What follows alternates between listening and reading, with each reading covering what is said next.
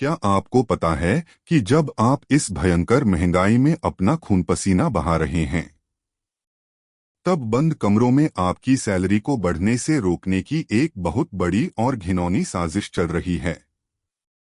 सोचिए, आप सुबह उठते हैं इस उम्मीद में कि इस महीने सरकार की तरफ से तय की गई नई मिनिमम वेज यानी न्यूनतम मजदूरी लागू होगी। आप सोचते हैं कि चलो, अब बच्चों की स्कूल फीस समय पर चली जाएगी, बूढ़े माँ बाप की दवाइयों के लिए हाथ नहीं फैलाना पड़ेगा, और शायद इस बार रसोई का बजट नहीं बिगड़ेगा। लेकिन अचानक रात के अंधेरे में एक सरकारी फाइल पर लाल स्याही चलती है और एक झटके में आपकी बढ़ी हुई सैलरी को वापस छीन लिया जाता है। यह कोई काल्पनिक कहानी नहीं है। यह आज के भारत का वो कड़वा और खौफनाक सच है जो मुख्यधारा का मीडिया आपसे छुपा रहा है। सरकार ने जिन 84 उद्योगों के लिए न्यूनतम मजदूरी बढ़ाने का आधिकारिक नोटिफिकेशन जारी किया था, अब उसी नोटिफिकेशन को कचरे के डिब्बे में फेंकने की तैयारी चल रही है। लेकिन क्यों? किसके इशारे पर? क्या आपको लगता है कि यह सिर्फ एक टेक्निकल एरर यानी तकनीकी गलती है? रुकिए, असली खेल तो अब शुरू होता है। अगले 2 मिनट में मैं आपको वो सच बताऊंगा जो आपको अंदर तक झकझोर कर रख देगा। अगर आप इस देश के टैक्स पेयर हैं, मेहनत की कमाई खाते हैं, तो आज का यह वीडियो आपके और आपके परिवार के अस्तित्व की लड़ाई है। नमस्कार दोस्तों, मैं हूं आपका बड़ा भाई और आप देख रहे हैं देश और दुनिया, देश की आवाज, दुनिया की खबर। इस चैनल पर हम मीठी मीठी बातें करके आपका दिल बहलाने नहीं आए हैं। हम यहाँ आए हैं आपको वो सच दिखाने जिसे सिस्टम और बड़े बड़े कॉरपोरेट घराने मिलकर दबाना चाहते हैं। आज की हमारी यह बड़ी पड़ताल यानी बड़ा खुलासा सीधे तौर पर देश के उस मध्यम वर्ग और निम्न मध्यम वर्ग से जुड़ी है जो इस देश की रीढ़ की हड्डी है। लेकिन अफसोस, इसी रीढ़ की हड्डी को तोड़ने का काम अब बेहद चालाकी से किया जा रहा है। मामला क्या है? मामला है राज्य सरकार द्वारा तय की गई न्यूनतम मजदूरी यानी मिनिमम वेजेस का। सरकार ने बकायदा कानूनन 84 अलग अलग क्षेत्रों स्केड्यूल्ड एम्प्लॉयमेंट्स के लिए न्यूनतम मजदूरी बढ़ाने का फैसला किया था। इसका नोटिफिकेशन भी जारी हो गया था। लाखों घरों में खुशियां आने ही वाली थीं कि अचानक पर्दे के पीछे से कुछ ऐसा हुआ कि अब श्रम विभाग, लेबर डिपार्टमेंट को एक कैबिनेट नोट तैयार करने को कहा गया है ताकि इस फैसले को बदला जा सके, इसे रोका जा सके। और बहाना क्या बनाया जा रहा है कि इस नोटिफिकेशन को कैबिनेट की मंजूरी नहीं मिली थी। क्या आप इस झूठ पर यकीन करेंगे? क्या एक आम आदमी का जीवन सिर्फ एक कैबिनेट अप्रूवल के कागजी टुकड़े पर निर्भर करता है? आज हम इस व्यवस्था का मुखौटा उतारेंगे। हम आपको बताएंगे कि कैसे बड़े बड़े उद्योगपति, लॉबिंग करने वाले ग्रुप और भ्रष्ट अफसरशाहों की तिकड़ी मिलकर आपके हक के पैसों पर डाका डाल रही है। लेकिन इससे पहले कि हम इस साजिश की गहराई में उतरें, पहले यह समझना जरूरी है कि यह पूरा मामला आखिर शुरू कहां से हुआ। चलिए इतिहास और वर्तमान के उन पन्नों को पलटते हैं जिन्हें आपसे छुपाया गया है। दोस्तों, साल 1948 में हमारे देश में एक कानून बना था, द मिनिमम वेजेस एक्ट 1948। इस कानून का मकसद बहुत सीधा और साफ था। इस देश का कोई भी अमीर, कोई भी मालिक किसी गरीब या मध्यम वर्गीय मजदूर का शोषण न कर सके। उसे इतनी सैलरी तो मिलनी ही चाहिए जिससे वह अपने परिवार को 2 वक्त की रोटी, कपड़ा और मकान दे सके। इस कानून के तहत हर राज्य सरकार को यह अधिकार और जिम्मेदारी दी गई कि वह समय समय पर महंगाई के हिसाब से अलग अलग सेक्टर्स के लिए न्यूनतम मजदूरी तय करे। इन्हें हम स्केड्यूल्ड एम्प्लॉयमेंट्स कहते हैं। इसमें आपके घरों के बाहर पहरा देने वाले सिक्योरिटी गार्ड्स, अस्पतालों के नर्सिंग स्टाफ, होटलों में काम करने वाले वेटर्स, फैक्ट्रियों के लेबर्स और यहां तक कि आईटी और लॉजिस्टिक्स सेक्टर्स के छोटे कर्मचारी भी आते हैं। कुल 84 ऐसे सेक्टर्स हैं। अब जरा सोचिए, पिछले 5 सालों में आपके घर का खर्च कितना बढ़ा है। रसोई गैस का सिलेंडर जो कभी 400 रुपए का था, आज 1000 के पार है। दूध की कीमत जो 40 रुपए लीटर थी, आज 66 रुपए से ऊपर है। बच्चों की स्कूल की फीस, बस का किराया, दवाइयां, सब कुछ डबल हो चुका है। इस भयंकर महंगाई के बीच राज्य सरकार के श्रम विभाग ने एक सर्वे किया। उन्होंने पाया कि हाँ, वाकई में लोगों की हालत खराब है। इन 84 सेक्टर्स के कर्मचारियों की न्यूनतम मजदूरी को बढ़ाना बेहद जरूरी है। सरकार ने महीनों की रिसर्च के बाद कानूनी प्रक्रियाओं का पालन करते हुए एक नोटिफिकेशन जारी किया। इस नोटिफिकेशन के तहत इन कर्मचारियों की बेसिक सैलरी में एक सम्मानजनक बढ़ोतरी की गई थी। लेकिन जैसे ही यह नोटिफिकेशन बाहर आया, कॉरपोरेट जगत के गलियारों में खलबली मच गई। जो उद्योगपति हर साल हजारों करोड़ का प्रॉफिट कमाते हैं, जो अपने सीईओ को करोड़ों का पैकेज देते हैं, उन्हें इन छोटे कर्मचारियों को देने के लिए चंद रुपए भी अखरने लगे। और यहीं से शुरू हुआ the great corporate pressure game. लेकिन रुकिए, यह तो सिर्फ इस साजिश का ट्रेलर है। असली खेल वो गुप्त चिट्ठियां और वो बंद कमरों की डील्स जो मंत्रालयों में हुई। उनके बारे में जो मैं अब आपको बताने जा रहा हूं, उसे सुनकर आपका खून खौल उठेगा। आइए अब बात करते हैं उस सबसे बड़े झूठ की, जिसका सहारा लेकर इस नोटिफिकेशन को पलटने की तैयारी की जा रही है। इसे हम कहते हैं the technical excuse lie. The technical excuse lie. जब सरकार को कोई जनविरोधी फैसला लेना होता है, तो वह सीधे सीधे यह नहीं कहती कि हम अमीरों के दबाव में आ गए हैं।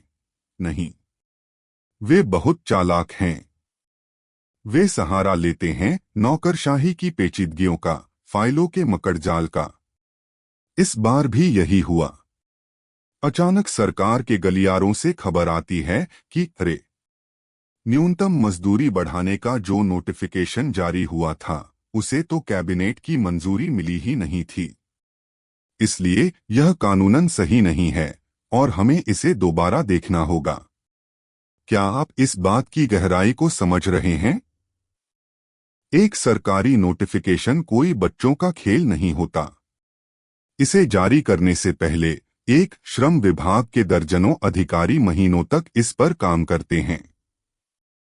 2 कानूनी विभाग, लीगल डिपार्टमेंट से इसका कड़ा परीक्षण कराया जाता है। 3 संबंधित मंत्री इस पर अपने हस्ताक्षर करते हैं। 4 और फिर इसे आधिकारिक गजट, ऑफिशियल गजेट में छापा जाता है।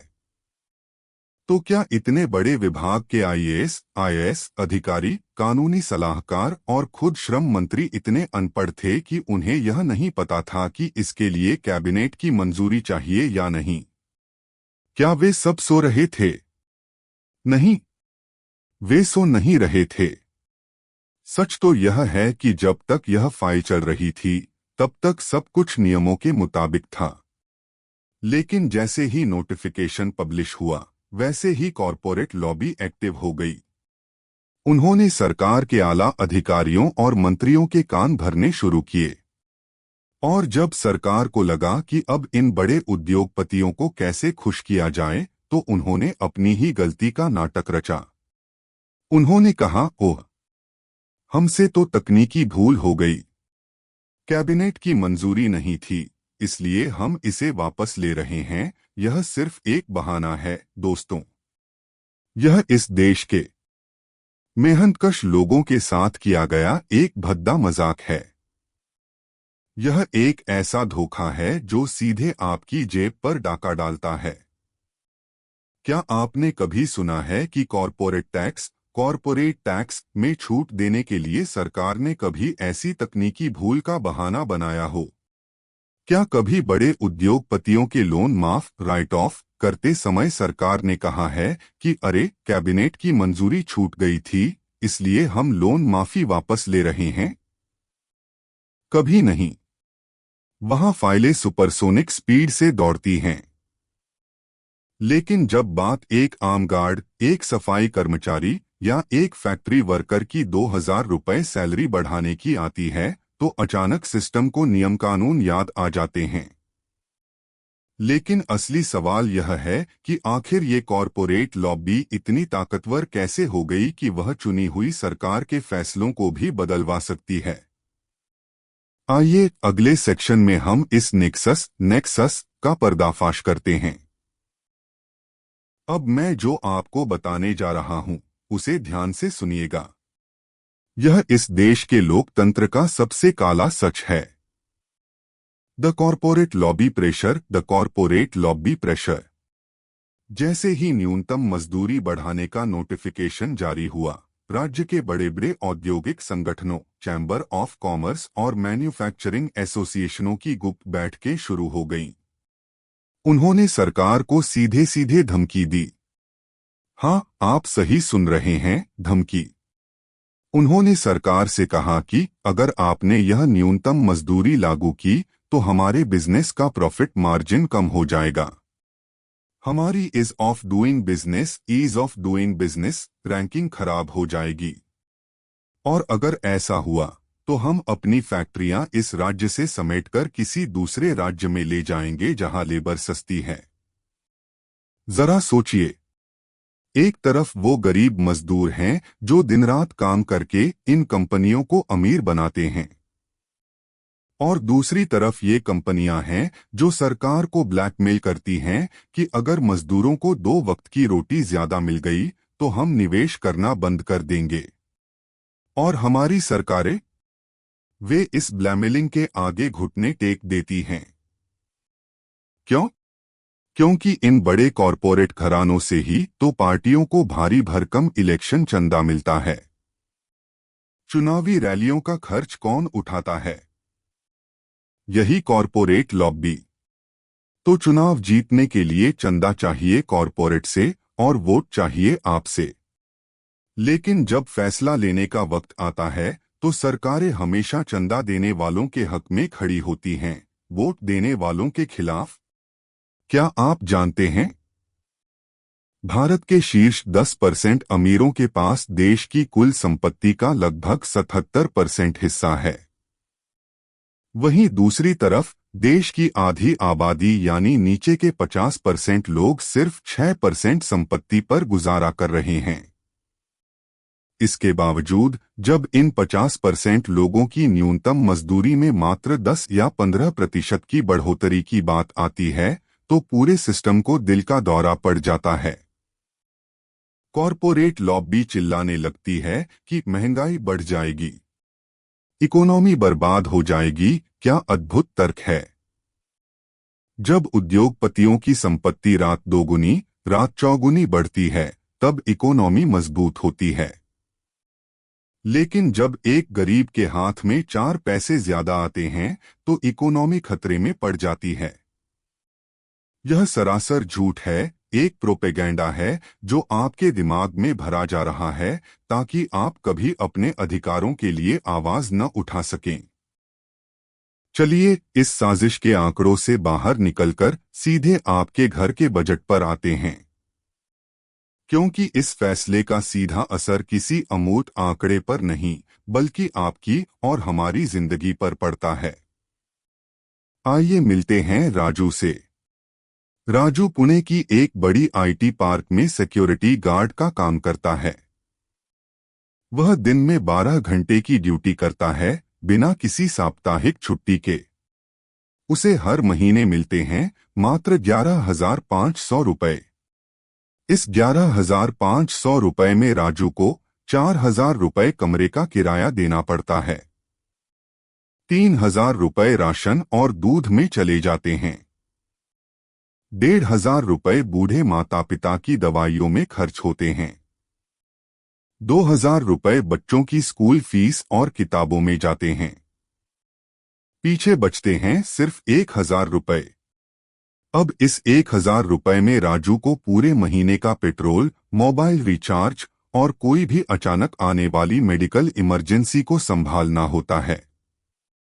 जब सरकार ने मिनिमम वेज बढ़ाने का नोटिफिकेशन निकाला था तो राजू की सैलरी बढ़कर लगभग 15,500 रुपए होने वाली थी, यानी सीधे 4,000 रुपए का फायदा। राजू ने सोचा था कि इस बार वह अपनी बेटी के लिए एक नई साइकिल खरीदेगा। उसने सोचा था कि वह अपनी पत्नी के लिए एक अच्छी साड़ी लाएगा। लेकिन इस एक तकनीकी बहाने ने राजू के उन छोटे छोटे सपनों को बेरहमी से कुचल दिया। दोस्तों, यह सिर्फ राजू की कहानी नहीं है, यह इस देश के करोड़ों राजू की कहानी है। जब आप न्यूनतम मजदूरी को दबाते हैं तो आप सिर्फ सैलरी नहीं दबा रहे होते, आप उस परिवार के बच्चों की शिक्षा को दबा रहे होते हैं। आप उनके अच्छे स्वास्थ्य के अधिकार को दबा रहे होते हैं। आप उन्हें हमेशा के लिए गरीबी के उस दुष्चक्र, पॉवर्टी ट्रैप में धकेल रहे होते हैं जिससे वे कभी बाहर न निकल सकें। क्या यही है हमारा विश्वगुरु बनने का सपना, जहां अमीर और अमीर होता जाए और गरीब अपनी बुनियादी जरूरतों के लिए भी तरसता रहे? हमने इस पूरे मामले पर देश के जाने माने श्रम अर्थशास्त्रियों, लेबर इकोनॉमिस्ट्स और कानूनी विशेषज्ञों से बात की। जो सच उन्होंने हमें बताया वह बेहद चौंकाने वाला है।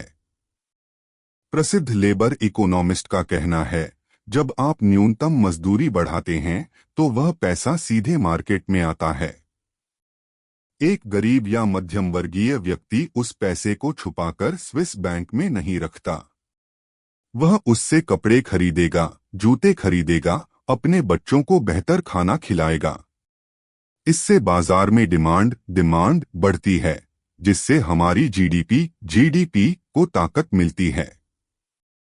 न्यूनतम मजदूरी को रोकना न केवल अमानवीय है, बल्कि यह आर्थिक रूप से भी एक बहुत बड़ी मूर्खता है। वहीं सुप्रीम कोर्ट के एक वरिष्ठ वकील ने हमें बताया कि कानूनी तौर पर सरकार का यह कदम पूरी तरह से संदेहास्पद है। एक बार जब सरकार न्यूनतम मजदूरी का नोटिफिकेशन जारी कर देती है तो उसे केवल एक साधारण कैबिनेट नोट के जरिए वापस नहीं लिया जा सकता। यह कानूनन श्रमिकों के अधिकारों का हनन है। सरकार का यह बहाना कि कैबिनेट की मंजूरी नहीं थी, कानून की अदालत में टिक नहीं पाएगा। यह साफ तौर पर कॉरपोरेट दबाव में लिया गया एक अवैध कदम प्रतीत होता है।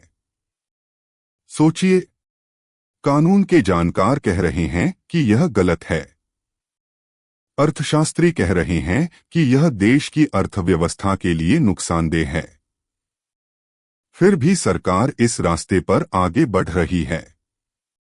क्यों? क्योंकि इस देश में अब पॉलिसी जनता की जरूरतें देखकर नहीं, बल्कि कॉरपोरेट घरानों की बैलेंस शीट देखकर बनाई जा रही हैं। तो अब सवाल उठता है कि हम और आप क्या कर सकते हैं? क्या हम सिर्फ हाथ पर हाथ धरे बैठे रहें और इस अन्याय को चुपचाप देखते रहें? बिल्कुल नहीं। लोकतंत्र में सबसे बड़ी ताकत जनता की आवाज होती है। जब तक आप चुप रहेंगे तब तक ये आपको दबाते रहेंगे। जिस दिन आपने सवाल पूछना शुरू कर दिया, बड़े से बड़ा सिस्टम भी घुटने टेक देगा। यहाँ 3 काम हैं जो आपको तुरंत करने होंगे। 1. सवाल पूछिए सोशल मीडिया पर, ट्विटर, एक्स पर, फेसबुक पर अपने स्थानीय विधायकों, एमएलएस और श्रम मंत्री को टैग कीजिए। उनसे पूछिए कि हमारे हक की सैलरी को रोकने का अधिकार आपको किसने दिया। 2. इस साजिश को बेनकाब कीजिए। इस वीडियो को अपने दोस्तों, अपने व्हाट्सएप ग्रुप्स और खासकर उन लोगों के साथ शेयर कीजिए जो खुद इन 84 सेक्टर्स में काम करते हैं। उन्हें जगाइए, क्योंकि जागरूकता ही सबसे बड़ा हथियार है। 3. एकजुट होइए। अपने कार्यस्थलों पर, अपनी यूनियनों में इस मुद्दे पर चर्चा कीजिए। शांतिपूर्ण और कानूनी तरीके से सरकार पर दबाव बनाइए कि वह इस नोटिफिकेशन को तुरंत और पूरी तरह से लागू करे। याद रखिए, आज अगर आपने राजू के लिए आवाज नहीं उठाई, तो कल जब आपकी बारी आएगी तो आपके लिए भी बोलने वाला कोई नहीं बचेगा। दोस्तों, देश और दुनिया का मकसद सिर्फ खबरें दिखाना नहीं है।